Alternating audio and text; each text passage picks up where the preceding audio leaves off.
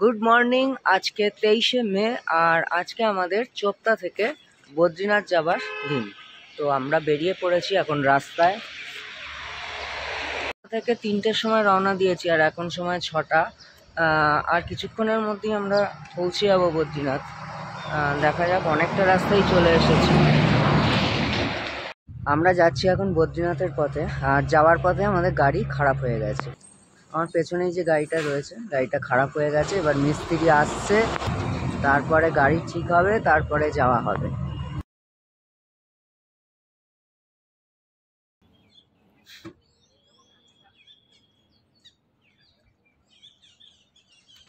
এখান দিয়ে ভাগীরথী নদী বয়ে গেছে, দেখা যাচ্ছে। বদ্রীনাথ যাওয়ার পথে আমরা চলে এসেছি যোশী মঠে। এখানে যে মন্দিরটায় 6 মাস বদ্রীবিশাল চলে আসে, বদ্রীবিশালের পুজো হয় 6 মাস শীতকালীন সময়, সেই মন্দিরটার সামনে।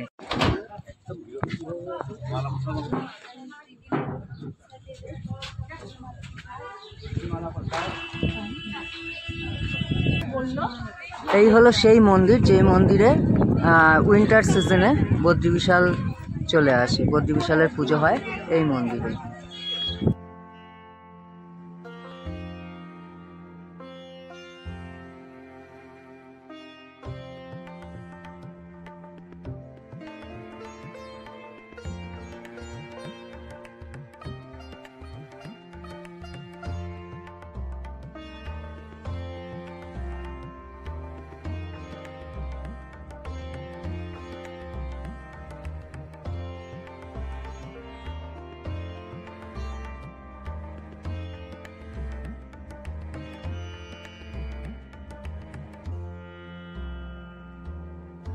যোশী মঠের মন্দির দর্শন করে আমরা এগিয়ে চললাম আমাদের মূল গন্তব্য বদ্রীনাথ।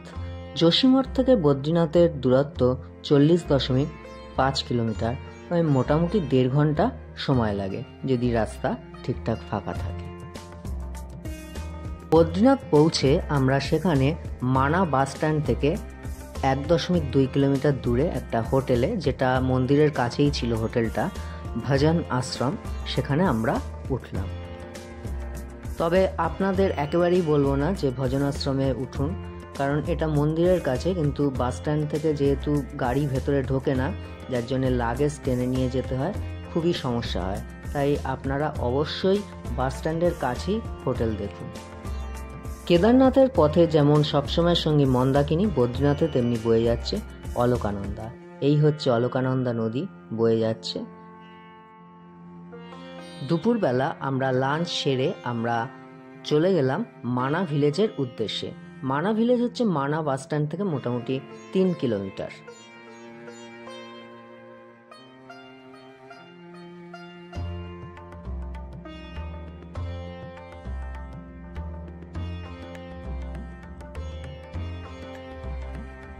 দুপুরবেলা আমরা বদ্রীনাথ চলে এসেছি। বদ্রীনাথে এসে হোটেলে উঠে এবার চলেছি মানা ভিলেজের উদ্দেশ্যে। এখন সময় 4:30 বাজে। তো মানা ভিলেজ যাচ্ছি, সামনেই মানা ভিলেজের গেট।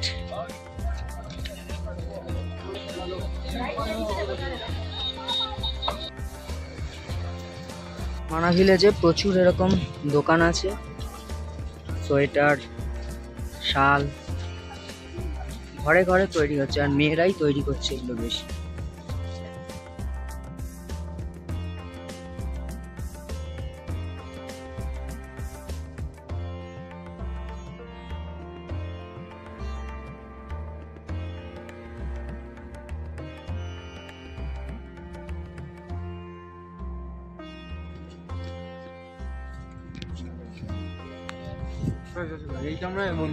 ভিলেজে হোমস্টেও রয়েছে থাকবার জন্য। এখানে অনেকগুলোই হোমস্টে দেখতে পাচ্ছি আশেপাশে।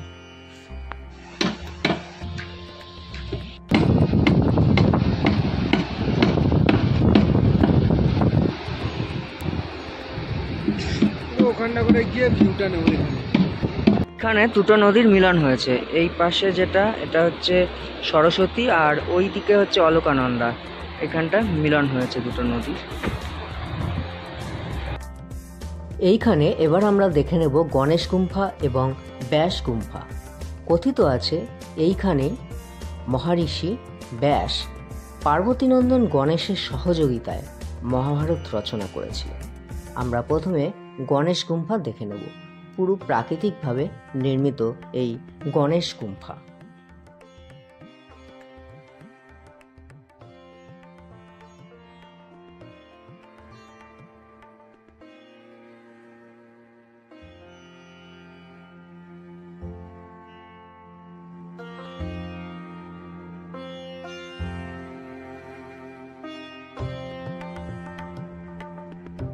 এই পাহাড়টা দেখা যাচ্ছে, পাহাড়ের ওপাশটাই হচ্ছে চীন। রডোডেনড্রনের জুস বিক্রি হচ্ছে 20 টাকা করে 1 গ্লাস। রডোডেনড্রনের জুস।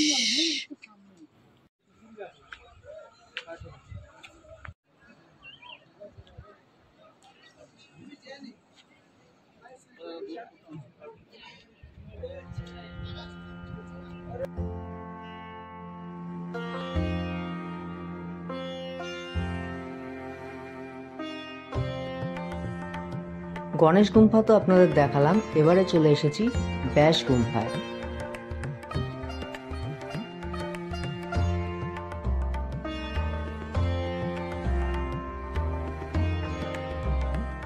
সামনে যে রাস্তাটা দেখা যাচ্ছে এই সরু করে, এই রাস্তাটা গেছে হচ্ছে বসুধারা ফলসের দিকে।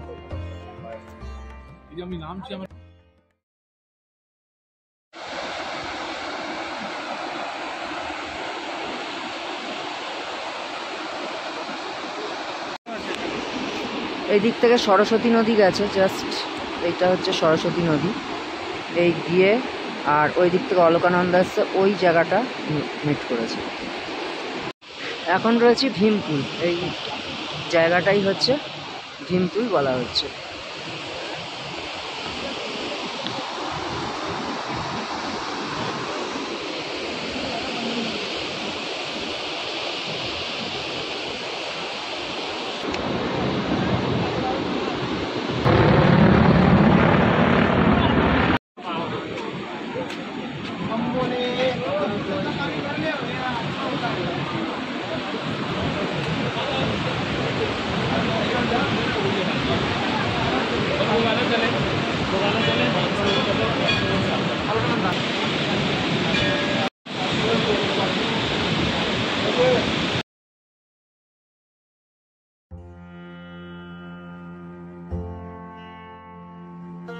এই হলো সরস্বতী নদী, প্রবল গতিতে নেমে আসছে।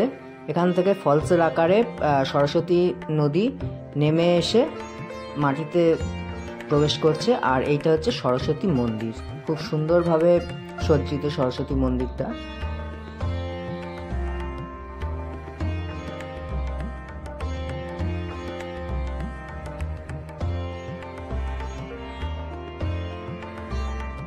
প্রবল গতিতে সরস্বতী নদী নেমে এসে এই ভীমশিলা তার ঠিক নিচ দিয়ে বয়ে যাচ্ছে। আর এই হচ্ছে মন্দির, সরস্বতী মন্দির।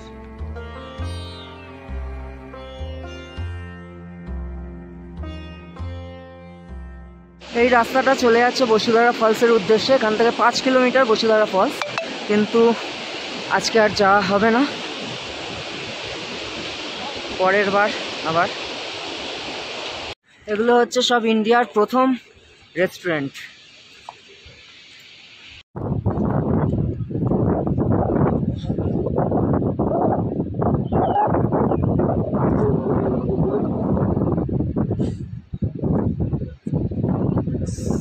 একটা মন্দির মা ত্রিপুরবালা সুন্দরী। আর এখানে রয়েছে ইন্ডিয়ার প্রথম রেস্টুরেন্ট সব।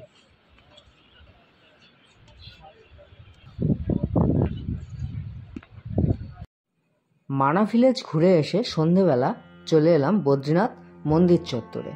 আর মন্দির সন্ধেবেলায় সুন্দর আলোয় আলোকিত হয়েছে, আর নিচ দিয়ে বয়ে যাচ্ছে অলকানন্দা নদী।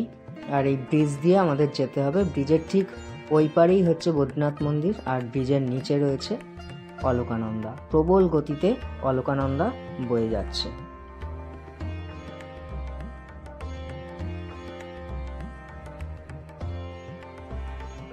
আমরা এখন চলে এসেছি গরম জলের কুণ্ড দেখতে। গরম জলের কুণ্ড পুরুষ আর মহিলাদের আলাদা করে ভাগ করা রয়েছে। তো আমরা সেই কুণ্ডের সামনে এখন। দূরে দাঁড়িয়ে কিছুক্ষণ ধরে বদ্রীনাথ মন্দিরের আলোর খেলা, আলোর যে পরিবর্তন তা উপলব্ধি করতে লাগলাম। দারুণ লাগছিল রঙের পরিবর্তন। তারপরে আমরা হোটেলে চলে গেলাম। আবার রাত 2টোর সময় এসে লাইনে দাঁড়ালাম মন্দির দর্শনের উদ্দেশ্যে। মন্দির খোলে ভোর 4টের সময়। সেখানে প্রথমে আরতি হয় 4টের সময়। আরতির পরে তারপরে সর্বসাধারণের জন্য খুলে দেওয়া হয়। মন্দির দর্শন এক অনন্য অভিজ্ঞতা ছিল। আর এখানের মূর্তি দক্ষিণী শৈলীর, দক্ষিণের ধাঁচের মূর্তি। আর এখানে কুবেরকেও দেখা যায়, কুবেরেরও অবস্থান রয়েছে মন্দিরের ভেতরে। তো মন্দির দর্শন করে আমাদের বেরোতে 5:30 বেজে গেল। তখন ভোরের আলো কিছুটা ফুটে উঠেছে। বদ্রীনাথ থেকে এবার আজ হরিদ্বার ফেরার পালা। আর পথে বিভিন্ন প্রয়াগগুলো দর্শন করব।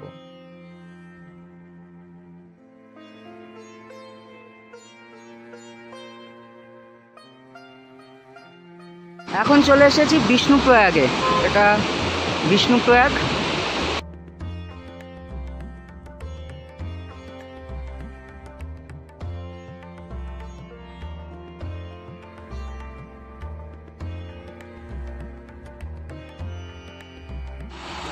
এখন এসেছি নন্দপ্রয়াগে। এখানে অলকানন্দা আর মন্দাকিনী দুটি নদীর মিলনস্থল।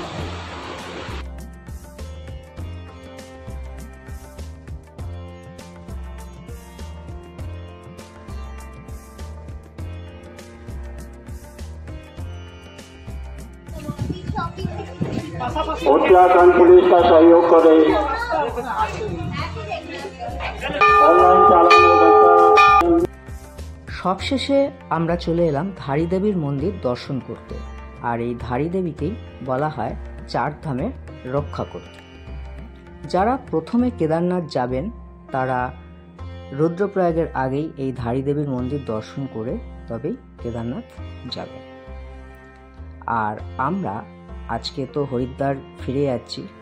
আমি আবার আরেকটা গ্রুপ নিয়ে তারপরে কেদারনাথ আসব। তো আমাদের কেদারনাথ দর্শন এখনো বাকি রয়ে গেছে। তো পরবর্তী পর্বে কেদারনাথ দর্শন হবে। ততক্ষণ ভালো থাকুন, সুস্থ থাকুন আর দেখতে থাকুন আমার চ্যানেল দ্য বং মেসেঞ্জার।